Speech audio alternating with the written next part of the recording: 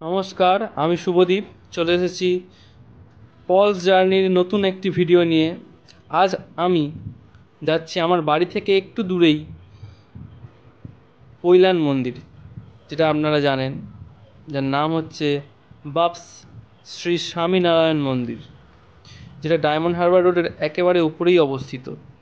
পৈলান থেকে একটু পরে ও চোকা থেকে একটু আগেই এই মন্দির অবস্থিত।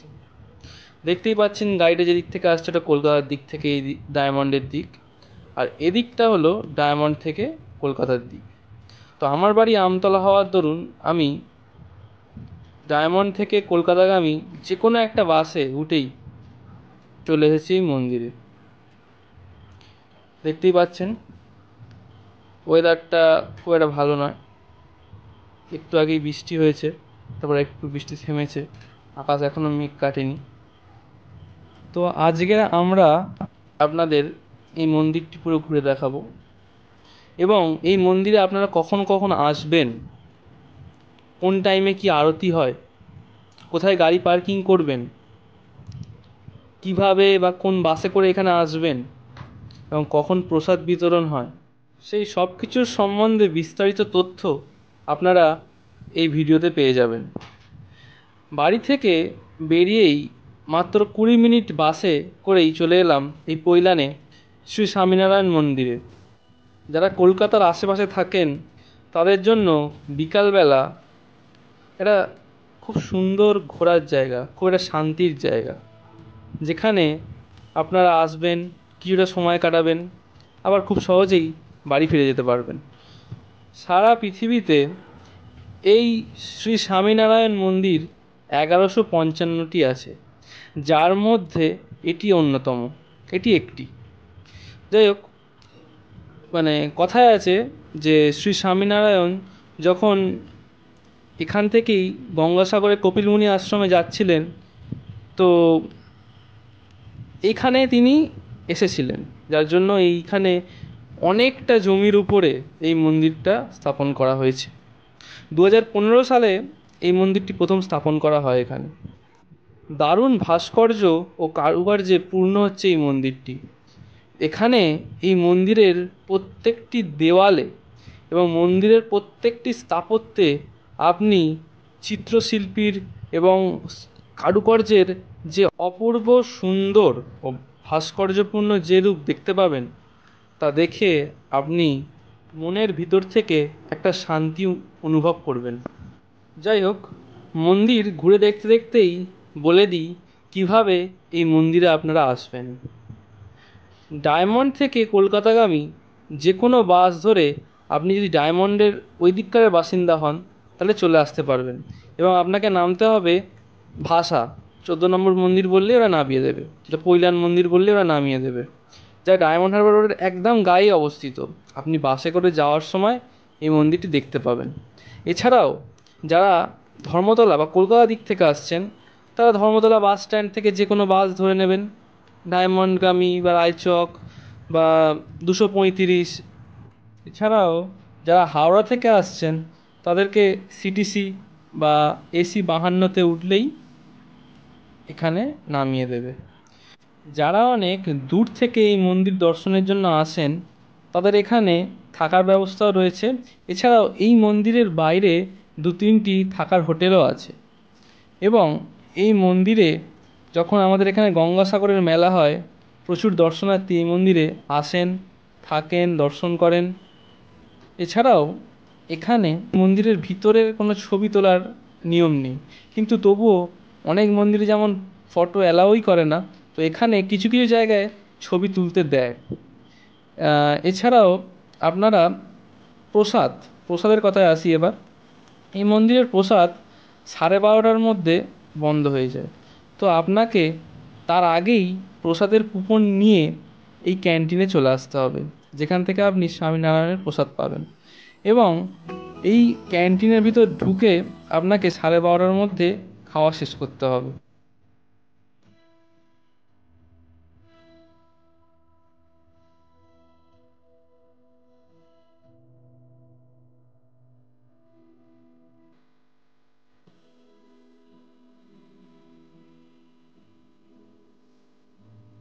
এখানে প্রত্যেক খাবারের মূল্য দেওয়া আছে, আপনারা একটু দেখে নিন, তাহলে আপনাদের সুবিধা হবে। আপনারা আপনার বাজেট মতো খেতে পারেন। এখানে দেখুন কিভাবে খাবার সার্ভ করা হচ্ছে। এখানে প্রসাদ দেখতেই পাচ্ছেন আপনারা, একটা থালি সিস্টেম করে সার্ভ করা হয়। এছাড়াও ভিতরে পানীয় জলেরও সুবন্দোবস্ত আছে। এবার আসি মূল আলোচনায়। দেখতেই পাচ্ছেন মন্দিরের সময়, অর্থাৎ মন্দির খোলে সকাল 7:30টার সময় এবং বন্ধ হয়ে যায় দুপুর 12টার সময়। তারপরে আবার খোলে 4টের সময় বিকাল, আর বন্ধ হয়ে যায় সন্ধ্যা 8টার সময়। এছাড়া আরতির সময়গুলো দেখে নিন। মঙ্গলা আরতি, শৃঙ্গার আরতি, রাজভোগ আরতি, এছাড়াও সন্ধ্যা ও শয়ন সময়গুলো লেখা আছে, আপনারা একটু দেখে নিন।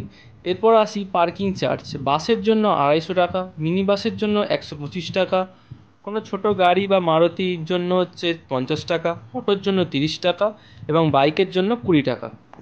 এরপর আপনারা পার্কিং এরিয়াটি দেখে নিন। এর ক্যাপাসিটি অনেকটাই, অনেক গাড়ি এখানে ধরে।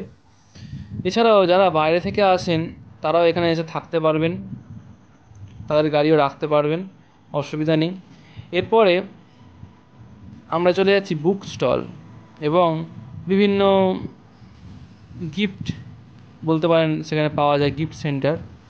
তো রাস্তাটি অপূর্ব সুন্দর।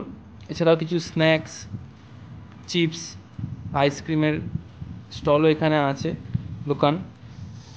এবার রাস্তাটি দেখুন, যেখানে আপনারা গাছের তলায় বসে বই পড়তে পারবেন, গল্প করতে পারবেন, আড্ডা মারতে পারবেন, হাওয়া খেতে পারবেন, ছবি তুলতে পারবেন, সেলফি, সময় কাটানোর জন্য একটা পারফেক্ট পরিবেশ, পারফেক্ট এরিয়া।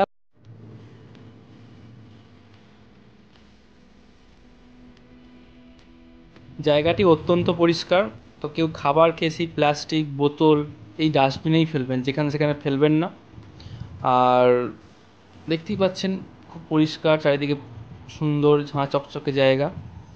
এবার এই বুক স্টলটিতে আসা যাক। এখানে হার্বাল প্রোডাক্ট, বিভিন্ন গিফট পাবেন, একটু কস্টলি বাট কিনতেই পারেন। এরপর আস্তে আস্তে বিকাল সন্ধ্যা হয়ে গেল, আরতি শুরু হবে। মন্দিরটি নানা রকম আলোয় সেজে উঠেছে এবং তার স্থাপত্য ভাস্কর্যগুলি চকচক করছে, যা আপনার মন কাড়বে। দেখতেই পাচ্ছেন গোটা মন্দির এরিয়াটি।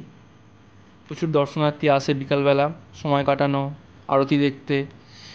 এবং ভেতরে স্বামী নারায়ণ যে সোনার মূর্তিটি আছে সেটার অভিষেক হয় সকাল 11:30টায়।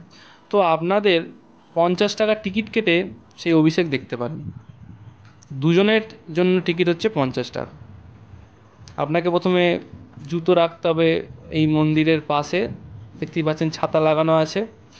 এবার ওখান থেকে এই মন্দিরে উঠতে হবে, উঠে স্বামীনারায়ণকে দর্শন করে, সেই সোনার মূর্তিকে দর্শন করে প্রসাদ নিয়ে আসতে পারেন।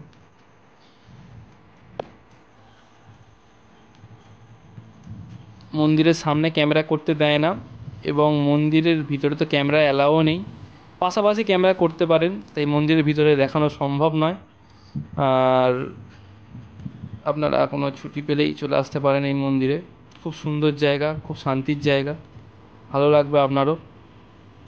আমিও যাই অনেকবার, বাড়ির কাছাকাছি বছরে 2-3বার যাওয়া হয়ে যায়। এবারে গেলাম তাই দেখালাম, আপনাদের সঙ্গে শেয়ার করলাম। এবার আমার মতো বাজেট ট্রাভেলারদের তো সব জায়গায় বাজেট, দার্জিলিংয়েও বাজেট খুঁজি, বাড়ির সামনেও বাজেট। যাই হোক, কলকাতা থেকে আপনারা মাত্র 20 টাকার বিনিময়ে এই মন্দিরে চলে আসতে পারেন। ঠিক ডায়মন্ড থেকে এখানে আসার গাড়ি ভাড়া হচ্ছে 25 টাকা। তো বেশি টাকাও লাগবে না গাড়ি ভাড়া। আর যারা নিজেরা গাড়ি নিয়ে আসেন তাদের তো আলাদা ব্যাপার। আর ভেতরে মন্দিরের পার্কিং চার্জ তো বললামই। আর প্রসাদের দামগুলো আপনারা ওই মেনু কার্ড যেটা দেখালাম ওখান থেকে দেখে নিতে পারেন। আর মন্দির অভিষেক, ওই সোনার মূর্তি অভিষেকের জন্য বা দেখার জন্য 50 টাকা করে টিকিট, তাও সেটা দুজনের জন্য 50 টাকা। যাই হোক, মোটামুটি গাড়ি ভাড়া আপনাদের যাবে 50 টাকা, খাওয়া 150 টাকা, বা বাইরে অনেক, যারা বিকালে আসবেন বাইরে অনেক স্ন্যাক্স খেয়ে নিতে পারেন, ফুচকা, ঝালমুড়ি, বিভিন্ন আমাদের যেগুলো স্ট্রিট ফুড হয়। মোটামুটি এই মন্দির দর্শন করতে আপনাদের 100 টাকাও খরচ হবে না, কি খুব জোরে 100 টাকাই খরচ হবে।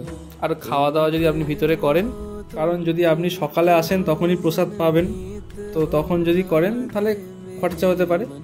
আর এছাড়াও টুকিটাকি স্ন্যাক্স আপনি ভিতরেও পাবেন, তো সেক্ষেত্রে হয়তো আরও 100 টাকা খরচা হবে খুব জোর। এরপর সন্ধ্যা হয়ে গেছে, দেখতেই পাচ্ছেন মন্দিরের বাইরে বেরিয়ে এসেছি। মন্দিরটি রাস্তা থেকে খুব সুন্দর লাগছে, দেখতেই পাচ্ছেন। এবার বাড়ি যেতে হবে বাস ধরে। মোটামুটি ছুটির দিনে এবং বিকালবেলার সময় কাটানোর জন্য আপনারা চলেই আসতে পারেন এই মন্দিরে, যেমনটা আমরা এসেছিলাম। এরপরে আরও অনেক জায়গায় যাব, সেগুলো আপনাদেরকে দেখাবো। তার জন্য আমার সাথে থাকতে হবে এবং আমার এই ইউটিউব চ্যানেল পলস জার্নিকে সাবস্ক্রাইব করে বেল আইকনটি প্রেস করে দিতে হবে, যাতে ভিডিও এলেই আপনারা দেখতে পান। এবং এরপরে আরও অনেক নতুন ভিডিও নিয়ে আসবো। আজকের মতন টাটা বাই বাই, আবার দেখা হবে অন্য কোথাও।